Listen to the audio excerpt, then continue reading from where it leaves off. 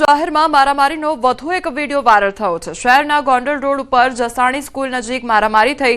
કેટલાક શખ્સો જાહેર રોડ ઉપર મારામારી કરતા નજરે પડ્યા। ટોળા વચ્ચે શખ્સો જાહેરમાં મારામારી કરી રહ્યા હોવાનું વિડીયોમાં દેખાઈ રહ્યું છે। તો રાજકોટની આ ઘટના કે જ્યાં જાહેરમાં મારામારી કરવામાં આવી, તો જાહેરમાં મારામારીનો વધુ એક આ વિડીયો જે છે તે વાયરલ થઈ રહ્યો છે। તો ગોંડલ રોડ ઉપરની આ ઘટના સામે આવી છે। જસાણી સ્કૂલ નજીકનો આ વિડીયો સામે આવ્યો છે કે જ્યાં બે જૂથ વચ્ચે મારામારી થઈ હતી। તો જાહેર રોડ ઉપર જ મારામારી થઈ હતી। કયા કારણોસર મારામારી થઈ તે કારણ હજી સુધી અકબંધ છે। આશાબાગ વિસ્તારમાં ચેઇન સ્નેચિંગ કરનાર ઝડપાયો છે। વૃદ્ધ મહિલાના ગળામાંથી મંગળસૂત્ર ઝૂંટવી ફરાર થયેલા આરોપીને નવસારી એલસીબી પોલીસે ઝડપી પાડ્યો છે।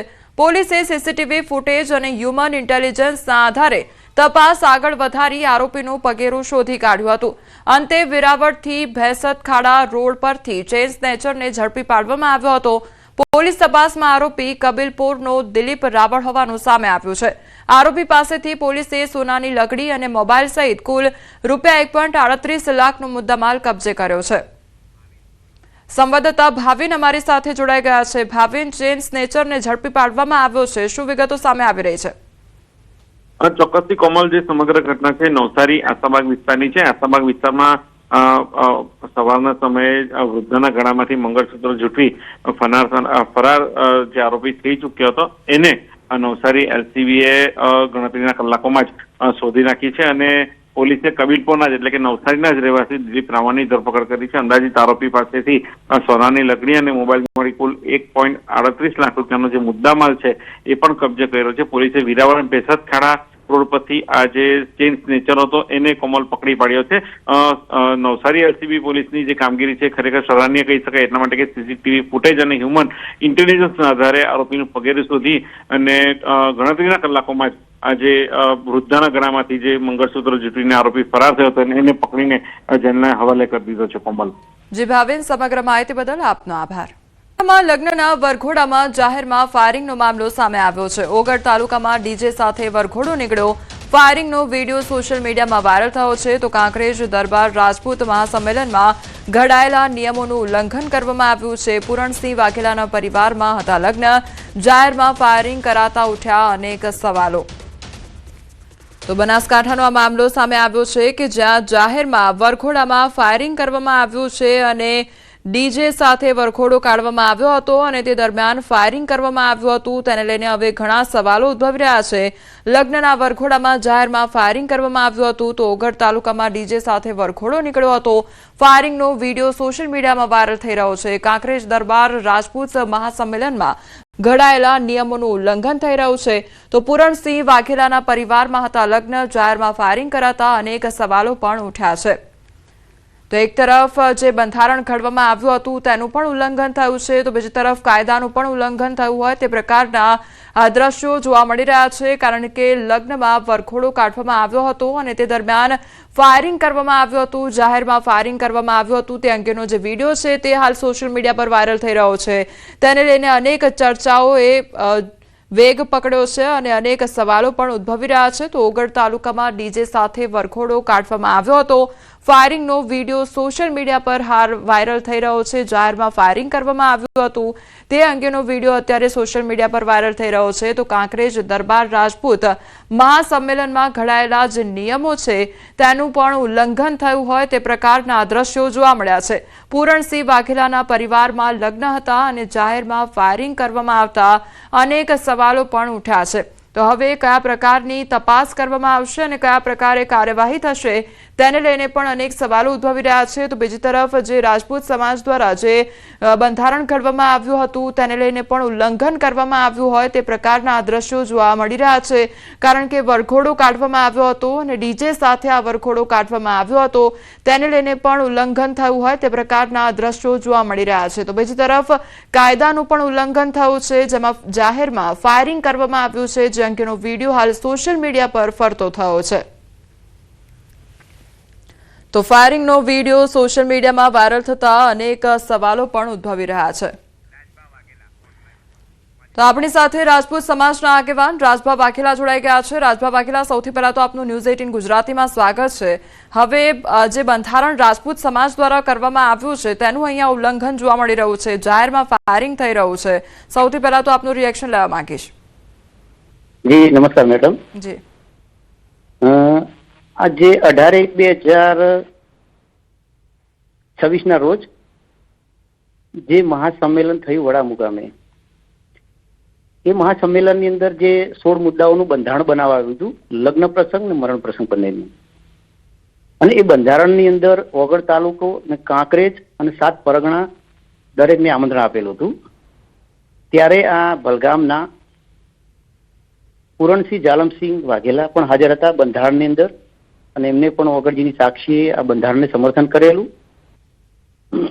અને બંધારણની અંદર એમને પણ પ્રતિજ્ઞા લીધેલી કે હું સમાજના બંધારણમાં બંધાયેલો છું અને સમાજની સાથે છું। પરંતુ તેમના ત્યાં લગ્ન પ્રસંગની અંદર એમને બંધારણનું ઉલ્લંઘન કરી અને સમાજને અને સમાજના અન્ય લોકોને અને યુવાનોને જે એક નારાજગી વ્યાપી ગઈ છે, એના માટે એ પણ થોડા ઘણા જવાબદાર છે। અને એના માટે મેં આવતીકાલે સવારે મિટિંગ બોલાવેલી છે, અને મિટિંગની અંદર જે સામાજિક રાજકીય આગેવાનો વડીલો પણ હાજર રહેશે, વિવિધ સંગઠનો, અને જે સર્વસંમતિથી જે નિર્ણય લેવાશે એમના માટે પણ એ સર્વમાન્ય ગણાશે। જી રાજભા, એટલે બંધારણ ઘડવામાં આવ્યું, બેઠક પણ કરવામાં આવશે, પરંતુ એ બેઠકમાં કેવા નિર્ણયો લેવામાં આવી શકે છે? શું નિયમોમાં ફેરફાર કરવામાં આવી શકે છે કે પછી આમાં દંડ ફટકારવામાં આવી શકે છે? એમાં એવું છે કે જે નિયમો બન્યા છે એમાં તો હવે ફેરફાર તો ન થઈ શકે, કારણ કે નાના માણસ હોય, મધ્યમ વર્ગ હોય, ગરીબ હોય, સમાજના દરેક રાજપૂત સમાજને લાગુ પડે છે આ નિયમો। અને એમાં રહીને આપણે એવું જે તે દિવસે નક્કી કરેલું હતું કે સમાજને આર્થિક બોજો ન પડે અને દેખાદેખી ન થાય, બીજા લોકો આપણા સમાજના મધ્યમ ગરીબ છે એમને પણ આ સમાજનું બંધારણ ફાયદાકારક રહે એના માટે આ બંધારણ બનાવેલું છે।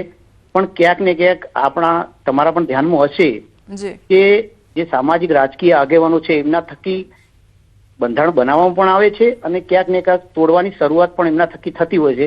અને જે આજે ઓગળના ભલગામ ગામે પણ આ જ રીતની એક જે બનાવ બન્યો છે, એમાં પણ આ એક આગેવાન છે સામાજિક રાજકીય અને કોંગ્રેસ પક્ષ સાથે જોડાયેલા છે, અને પૂર્વ જિલ્લા પંચાયતના સભ્ય પણ છે। જી જી રાજભા, આપ અમારી સાથે જોડાયા તે બદલ આપનો આભાર। જી, ઉના કોળી સમાજના સમૂહ લગ્નોત્સવમાં રાજુલાના ધારાસભ્ય હીરા સોલંકીએ શાયરના અંદાજમાં કહ્યું, તેરે દિન अच्छे हैं तो मुझसे किनारा कर ले, हम तो बुरे लोग हैं, बुरे वक्त में काम आते हैं। શાયરી પછી જેમણે ઉમેર્યું, જેને જે સમજવું હોય તે સમજે, અમને જેવો સમજવું હોય તેવો સમજજો, પરંતુ જ્યારે તમારો ખરાબ સમય આવશે ત્યારે પરસોત્તમ સોલંકી અને હીરા સોલંકીના પરિવારને યાદ કરજો, અમે તમારી પડખે ઊભા રહીશું। तेरे दिन अच्छे हैं तो मुझसे किनारा कर ले, तेरे दिन अच्छे हैं तो मुझसे किनारा कर ले, हम तो बुरे लोग हैं, बुरे वक्त में काम आते हैं। हमने जेवा समझवो एवा समझे, પણ અમારે જે સમય તમારો બુરો વખત આવશે ને એ સમયે તમે કોઈ દેખાય કે ન દેખાય, પરસોત્તમભાઈને હાકલ કરજો, હીરાલાલ સોલંકીને હાકલ કરજો, દિવેશને હાકલ કરજો, આ ચેતન કુમારને આ જમાયો બેઠા છે, હાકલ કરજો, તમારો જમણો ગણંગ બનીને તમારા પડખે ઉભા રહેવાના સંપૂર્ણ પ્રયત્ન કરજો। આજે ખૂબ સમાજે પ્રેમ આપ્યું।